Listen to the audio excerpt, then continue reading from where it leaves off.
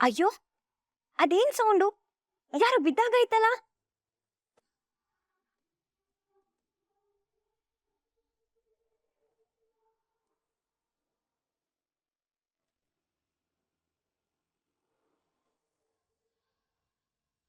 ಅಮ್ಮ, ಅಮ್ಮ, ಏನಾಯ್ತಮ್ಮ? ಅಮ್ಮ ಎದ್ದೇಳಮ್ಮ. ಅಮ್ಮ ಏನಾಯ್ತು ಅಮ್ಮ?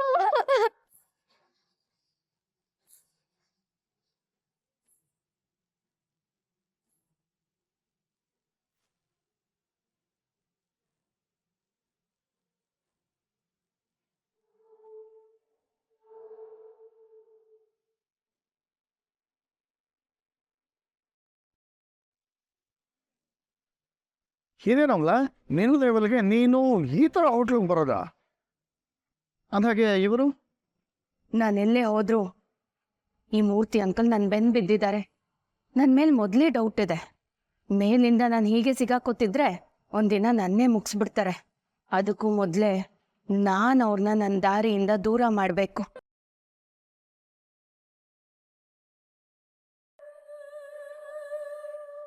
ಅಕ್ಕ ಕಾಫಿ? ಸಂದೀಪ್ ಎಲ್ಲಿದ್ದಾರೆ? ಅಮ್ಮ ಬಂದಿರಲ್ಲಕ್ಕ, ಬಟ್ಟೆ ಪ್ಯಾಕ್ ಮಾಡ್ತಿದ್ದಾರೆ. ವಾಟ್? ಅಮ್ಮನ? ಯಾವಮ್ಮ? ಸಂದೀಪ್ ಅಣ್ಣವ್ರ ಅಮ್ಮ ಬಂದಿದ್ದಾರೆ.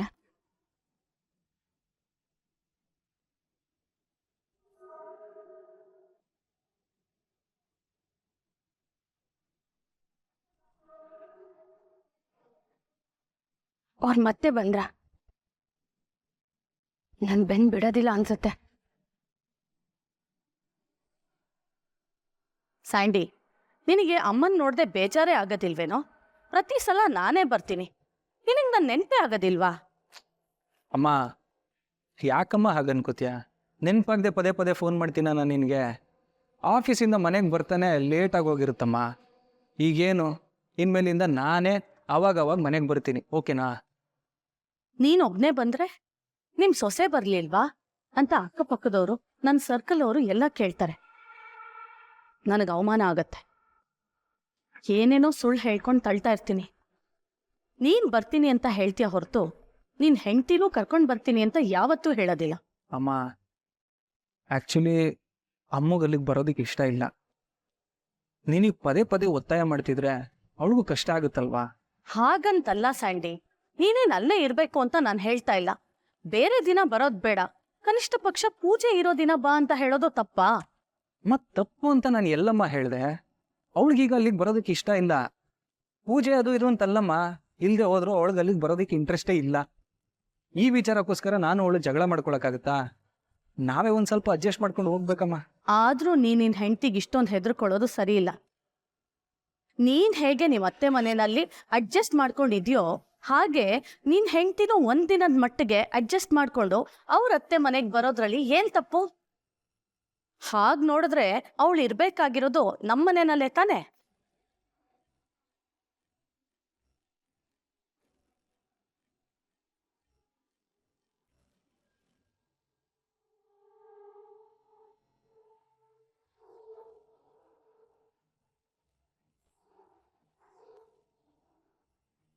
Sandy, pen drive.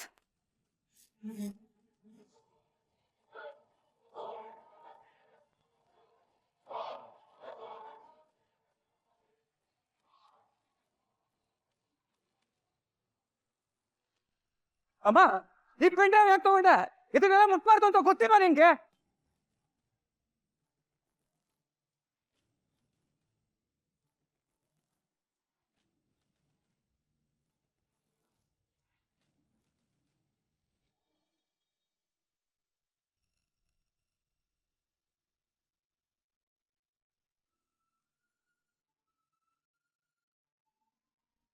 ಏನಾಯ್ತು? ಆ ಅಯ್ಯೋದೇನ್ನ, ಯಾಕೋ ಕಣ್ಣೆಲ್ಲ ಕೆಂಪಗಾಗಿದೆ? ಧೂಳು ಬಿತ್ತು ಅಂತ ಸುಳ್ಳು ಹೇಳ್ಬೇಡ. ಹಾಗೆ ಅನ್ಕೊಳ್ಳಿ, ಅದೇ ಒಳ್ಳೆ ರೀಸನ್.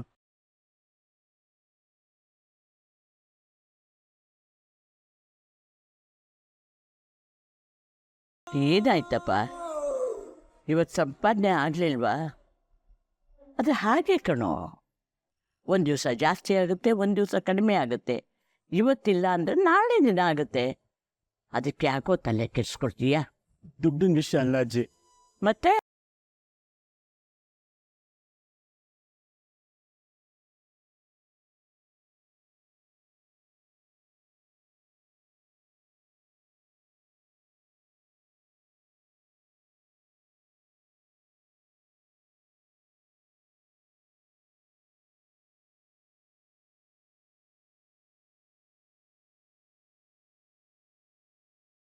ಯಾಕಪ್ಪ ಅಳ್ತಾ ಇದೀಯಾ?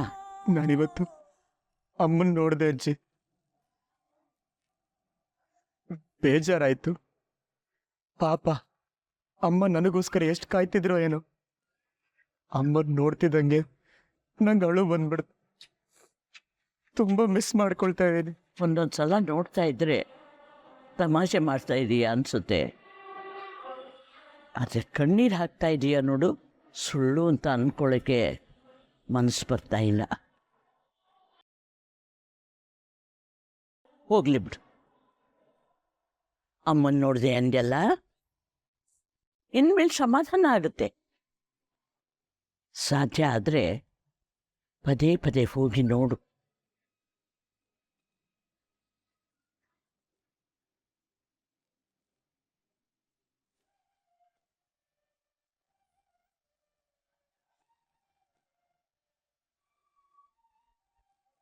ನಿಜ ಅಜ್ಜಿ, ಒಂದು ಸರಿ ನೋಡಿದ್ದಕ್ಕೆ ಎಷ್ಟು ಸಮಾಧಾನ ಆಯಿತು. ಆದರೆ ಅಮ್ಮನಿಗೆ ಬಂದಿರೋದು ನಾನು ಅಂತ ಗೊತ್ತಾಗ್ಲಿಲ್ಲ. ಗೊತ್ತಾಗಿದ್ದಿದ್ರೆ ಖುಷಿ ಪಟ್ಟಿರೋರು. ಏನು ಮಾಡಲಿ, ಸಿಚುಯೇಷನ್ ಹೀಗಿದೆಯಲ್ಲ.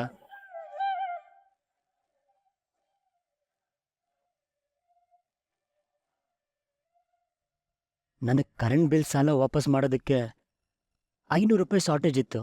ನನಗೆ 500 ರೂಪಾಯಿ ಬೇಕಿತ್ತು ಅಂತ ನಿಮ್ಗೆ ಹೇಗಮ್ಮ ಗೊತ್ತಾಯ್ತು? ಅಜ್ಜಿ ಹೇಳಿದ್ ನಿಜ. ತಾಯಿ ಕರಳು ಯಾವತ್ತೂ ಮಗನ್ನ ಮರೆಯಲ್ಲ. I love you mom. ಆದಷ್ಟು ಬೇಗ 1 ಲಕ್ಷ ದುಡ್ದು ನಿಮ್ಮ ಹತ್ರ ಬರ್ತೀನಿ. ಮೊದಲು ಈ ಕರೆಂಟ್ ಬಿಲ್ ಸಾಲ ತೀರಿಸ್ಬೇಕು. ನನಗಿಲ್ಲಿ ಇರೋಕ್ಕಾಗ್ತಿಲ್ಲ ಮಾಮ್. ಯಾಕೋ ಕೂಗ್ತಾ ಇದೀಯಾ? ಇಷ್ಟೊತ್ತು ತನಕ ಚೆನ್ನಾಗೇ ಮಾತಾಡ್ತಾ ಇದ್ಯಲ್ಲ. ಹೆಂಡ್ತಿ ಬಂದ ತಕ್ಷಣ ವಾಯ್ಸೇ ಚೇಂಜ್ ಆಗೋಯ್ತು. ಹಾಗಲ್ಲಮ್ಮ, ಕೂಗಾಡಬೇಕು ಅಂತ ಹೇಳಿದಲ್ಲ.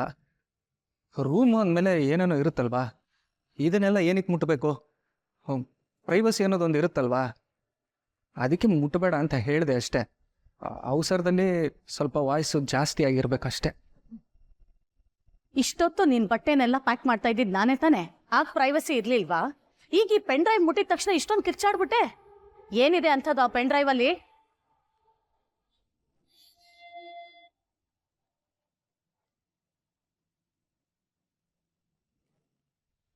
ಏನಿಲ್ಲ ಬಿಡಮ್ಮ, ಗಂಡ ಹೆಂಡ್ತಿ ರೂಮ್ ಅಂದಮೇಲೆ ಏನೇನೋ ಇರುತ್ತೆ. ಅದನ್ನೆಲ್ಲ ನಿನ್ನ ಹತ್ರ ಹೇಳೋಕ್ಕಾಗುತ್ತಾ? ನಿಮ್ ಗುಟ್ಟೆಲ್ಲ ನಿಮಗೆ ಅರ್ಥ ಆಗ್ಬೇಕು. ಸರಿ, ಹೊರಗಡೆ ಇರ್ತೀನಿ, ಬೇಗ ಬಂದ್ಬಿಡಿ, ಹೊರಡೋಣ.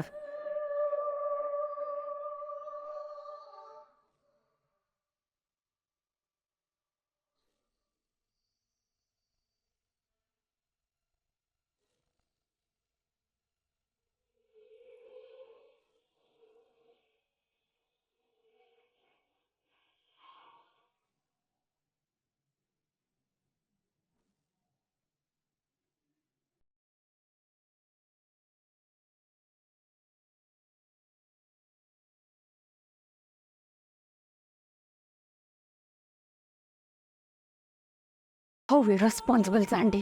ಅದೇನೋ ಚಾಕ್ಲೇಟೋ ಬಿಸ್ಕೆಟೋ ಅನ್ನೋ ಥರ ಕ್ಯಾಶುಯಲ್ ಆಗಿದ್ಯಾ? ಈ ಪೆನ್ ಡ್ರೈವ್ ಯಾರ ಕೈಗಾದ್ರೂ ಸಿಕ್ಕಿದ್ರೆ ಏನಾಗುತ್ತೆ ಗೊತ್ತು ತಾನೆ? I know, I can understand. I am very sorry. But ಅಮ್ಮಂಗಿದೆಲ್ಲ ಅರ್ಥ ಆಗಲ್ವಲ್ಲ ಅಮ್ಮ. ಏನೋ ಕ್ಯೂರಿಯಾಸಿಟಿಗೆ ಎತ್ಕೊಂಡು ನೋಡಿರ್ತಾರೆ. ಅವ್ರೇನು ಅದನ್ನ ಲ್ಯಾಪ್ಟಾಪ್ಗೆ ಹಾಕ್ಬಿಟ್ಟು ನೋಡ್ತಾರಾ? ಸುಮ್ಮನೆ ನೀನು ಟೆನ್ಷನ್ ತಗೋಬೇಡ. ಅದೆಲ್ಲ ವಿಷಯ ಸ್ಯಾಂಡಿ. ಇದು ನಮ್ಮ ವಾರ್ಡ್ರೋಬ್ನ ನೋಡಕ್ಕೆ ಅವ್ರಿಗೆ ಯಾಕೆ ಬಿಟ್ಟೆ? ಇಲ್ಲ ಅವ್ರಿಗೇನ್ ಕೆಲ್ಸ? ನಾವು ಅವ್ರ ಮನೆಗೆ ಹೋಗಿ ಹಾಗೆ ಅವ್ರ ವಾರ್ಡ್ರೋಬಲ್ಲಿ ಏನಿದೆ ಅಂತ ನೋಡ್ತೀವ? ಇಲ್ಲ ತಾನೆ? ನಾವು ನೋಡ್ತೀವಿ ಅಂತಂದ್ರು ಅವ್ರೇನು ಬೇಡ ಅಂತ ಹೇಳಲ್ಲ. ಇನ್ಫ್ಯಾಕ್ಟ್ ಅವರು ನಾವು ನೋಡ್ಲಿ ಅಂತಾನೆ ಮನೆಗೆ ಬನ್ನಿ ಅಂತ ಕರೀತಾ ಇರೋದು. ಅದು ಬಿಡು, ಈಗ ನನಗೇನಿಗೆ ಬೈತಾ ಇದೆಯಾ? ಇದನ್ನ ಯಾಕೆ ವಾರ್ಡ್ರೋಬಲ್ಲಿ ಇಟ್ಟಿದ್ಯಾ? ಇದನ್ನ ಯಾವ್ದಾದ್ರು ಸೇಫ್ ಆಗಿರೋ ಜಾಗದಲ್ಲಿ ಎತ್ತಿಡ್ಬೇಕು ತಾನೆ. ನಮ್ ಬೆಡ್ರೂಮ್ ಅಂದ್ರೆ ನಮಗ್ ಮಾತ್ರ ಎಂಟ್ರಿ ಅಂತ ಅನ್ಕೊಂಡಿದ್ದೆ ಎಷ್ಟ್ ದಿನ. ಈ ರೀತಿ ಯಾರ್ಯಾರೋ ಬಂದು ಪತ್ತೇದಾರಿ ಮಾಡ್ತಾರೆ ಅಂತ ನನಗೇನ್ ಗೊತ್ತಿತ್ತು. ಬೈ ದ ವೇ ಸ್ಯಾಂಡಿ, ಮತ್ತೆ ಮತ್ತೆ ಅದನ್ನೇ ಹೇಳಕ್ ನಂಗಿಷ್ಟ ಇಲ್ಲ. ಯಾಕೆ ಇದನ್ನೆಲ್ಲ ಪ್ಯಾಕ್ ಮಾಡಿದ್ಯಾ? ಅತ್ತೆ ನಮ್ಮನ್ನ ಮನೆಗ್ ಕರ್ಕೊಂಡು ಹೋಗ್ಲೇಬೇಕು ಅಂತ ಯಾಕೆ ಹಠಕ್ ಬಿದ್ದಿದ್ದಾರೆ? ಅಮ್ಮ ನೋಡಿದ್ರೆ ಬೇಜಾರು ಮಾಡ್ಕೋತಾರೆ, ನೀನ್ ನೋಡಿದ್ರೆ ಕೋಪ ಮಾಡ್ಕೋತೀಯ. ಪ್ಲೀಸ್ ಅಮ್ಮು, ಅರ್ಥ ಮಾಡ್ಕೋ. ಒಂದೇ ಒಂದ್ ದಿವ್ಸಕ್ಕೆ ಹೋಗಿ ಬಂದ್ಬಿಡೋಣ ಬಾ. ನಿಮ್ಮಮ್ಮಂಗೇನಾದ್ರೂ ಆದ್ರೆ ಅದು ಬೇಜಾರು, ನನಗೇನಾದ್ರೂ ಆದ್ರೆ ಅದು ಕೋಪ ಅಲ್ವಾ? No chance Sandy. ನಾನು ಆ ಮನೆಗೆ ಬರೋದಕ್ಕೆ ಚಾನ್ಸೇ ಇಲ್ಲ. ಇವತ್ತು ಒಂದಿನ ಕರೀತಾರೆ, ಆಮೇಲೆ ದಿನ ದಿನ ಕರೀತಾರೆ. ಒಂದ್ಸತಿ ಕಾಲಿಟ್ರೆ ಹಿಂದಿಡಕ್ ಬಿಡ್ತಾರ? ನಾನ್ ಬರೋದಿಲ್ಲ ಅಂದ್ರೆ ಬರೋದಿಲ್ಲ.